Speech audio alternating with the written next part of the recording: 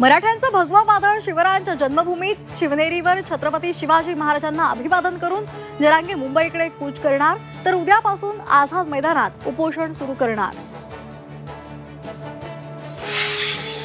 मनोज जरांगेंना मुंबईमधील आझाद मैदानात आंदोलनासाठी फक्त 8 तासांची परवानगी, 5000 कार्यकर्ते आणि 5 वाहनांनाच मुभा।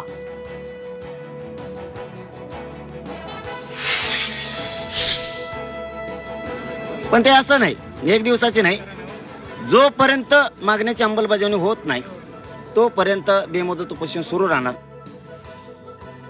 मागण्या पूर्ण होत नाहीत तोपर्यंत बेमुदत आंदोलनाला परवानगी द्या।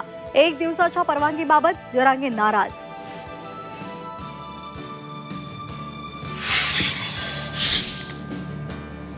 जरांगेंच्या आंदोलनाच्या पार्श्वभूमीवर ओबीसी सक्रिय, राष्ट्रीय ओबीसी महासंघाची आज नागपूरमध्ये तातडीची बैठक। आरक्षण वाचवण्यासाठी बैठकीमध्ये रणनीती ठरणार असल्याची माहिती।